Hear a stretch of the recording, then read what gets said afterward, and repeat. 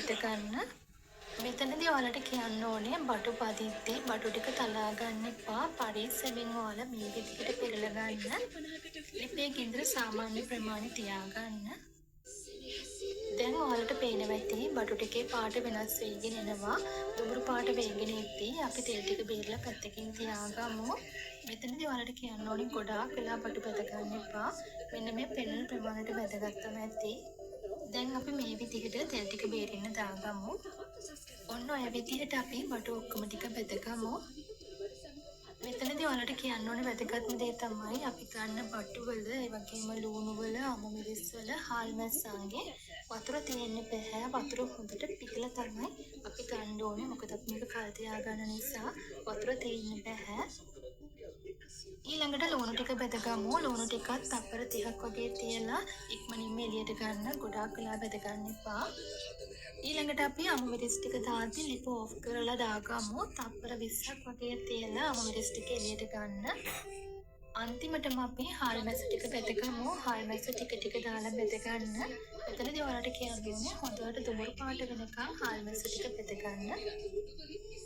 දැන් මේ ඔයාලට පෙන්නන්නේ අපේ බටු මෝජුව හදන්න අවශ්‍ය වෙන දේවල්. මුලින්ම අපිට අබ ඕනේ. මම මෙතන අබ පේස්ට් එක තමයි අරගෙන තියෙන්නේ. අබ පේස්ට් එකේ මේසෙන් දෙකක් අරගෙන තියෙනවා.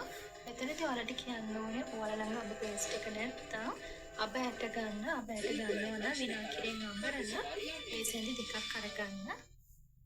ඊළඟට අපිට විනාකිරි ඕනේ. මම මෙතන විනාකිරි මේසෙන් 4ක් අරගෙන තියෙනවා. ඔයාලට කියන්න ඕනේ විනාකිරි තෝරගන්නදී කෘත්‍රිම විනාකිරි තෝරගන්න එපා. හොඳ ස්වභාවික පොල් විනාකිරි තෝරගන්න. ඒ වගේම තමයි ඔයා විනාකිරි වලට අකමැති නම් විනාකිරි හොයාගන්න බැරි කෙනෙක් නම් ඔයාට විනාකිරි වෙනුවට සේමලේෂ පාවිච්චි කරන්න පුළුවන්. සේමල පාවිච්චි කරනවා නම් සේමලේෂ මේසෙන් 4ක් පාවිච්චි කරන්න. ඊට පස්සේ අපිට කුරුඳු ඕනේ. කුරුඳු ටිකක් වැඩිපුර ගන්න. කර්දමක කරාබනටි මම 6 ගානේ අරගෙන තියෙනවා. කරපිංච ටිකක් ඕනේ. ඒ වගේම ඉඟුරු සුදුරුණු වලින් මම මේසෙන් 2ක් අරගෙන තියෙනවා.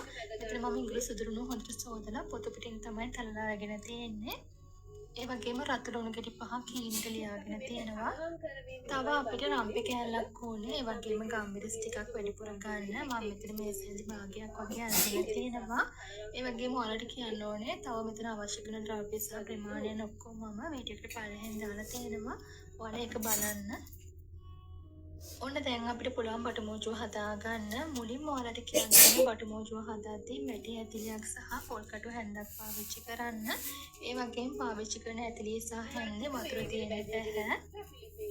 දැන් මේ විදිහට ඇතිලිය හොඳින් රත් වුණාට පස්සේ තෙල් ටික දාගන්න. තෙල් ටික හොඳින් රත් වුණාට පස්සේ අපි කුරුඳු ටික, කර්තමක කරාබන ටික දාගමු. ඊට පස්සේ අපි කපාගත්ත ලුණු ටිකක් දාලා පොඩ්ඩක් මේ විදිහට කලවම් කරගමු. තලාගත්ත ඉඟුරු සුදුරුණු ඒ වගේම කාරපිංච එකතු කරලා පොඩ්ඩක් තෙලෙන් මේ වගේ ටෙම්පරාදු කරගමු. ලිපේ ගෙන්දර අඩුවෙන් තියාගන්න. මේ වෙලාවේදී ඔයාලට පේනවා ඇති ලුණු ටික හැම හොඳට රන්වන් පාට වෙගෙන එනවා. අපි දැන් මේ වෙලාවේදී පහේ ටික එකතු කරගමු. මුලින්ම අපි කහ ටික දාගමු. කහ තේ හැඳි කාලක් විතර දාගන්න. ඊට පස්සේ අපි මිරිස් කුඩු එකතු කරගමු. මිරිස් කුඩු මම මේස හැඳි දෙකක් එකතු කරගන්නවා. ඊට පස්සේ කෑලි මිරිස් කුඩු වලින් තේ හැඳි දෙකක් මම දාගන්නවා. දැන් ගම් මිරිස් කුඩු ටික අප පේස්ට් එකත් එකතු කරගන්න. සීනි ටික මම මෙතන සීනි මේස හැඳි දෙකක් දාගන්නවා. ඊට පස්සේ අපි විනාගිරි ටික දාගමු. ඔයාලට මෙතනදී කියන්න ඕනේ මගේ තෙල් රස්නේ වැඩි නිසා මම ලිප ඔෆ් කළා තමයි මේ ටික එකතු කරගත්තේ. දැන් මේ විදිහට හොඳින් කලවම් කරලා ලිපේ ගෙන්දර අඩුවෙන් තියාගන්න. දැන් අපි ලුණු එකතු කරගමු. ලුණු රස අණු එකතු කරගන්න. මෙතනදී ඔයාලට කියන්න ඕනේ ඔයාලා සේමලේෂ වගේ එකතු කරනවා නම් සීනි ටිකක් වැඩිපුර එකතු කරගන්න. දැන් මේ වගේ හොඳින් කලවම් කරගත්තට පස්සේ මම තක්කාලි සෝස් වලින් මේසෙන් දෙකක් වගේ එකතු කරනවා. මෙතනදී ඔයාලට කියන්න ඕනේ ඔය ටිකක් පැන රසට කන්න කැමති නම් මේසෙන් 3ක් වගේ එකතු කරගන්න. දැන් මේ විදිහට හොඳින් කලවම් කරගත්තට පස්සේ අපි බෙදගත්ත බටු ටික, ඒ වගේම අම්මිරිස්, ලුණු ටික, ඒ වගේම හාල් මැස්ස ටික එකතු කරලා මේ විදිහට හරිය පරිස්සමෙන් කලවම් කරගන්න ඕනේ. මේ විදිහට එකතු කරගත්තට පස්සේ ලිපේ ගෙදර හොඳටම අඩු කරලා විනාඩි 2ක් වගේ තියාගන්න. විනාඩි 2කට පස්සේ ලිප ඕෆ් කරගන්න. ගොඩාක් වෙලා අපි ලිපේ තියාගන්නේ නැහැ.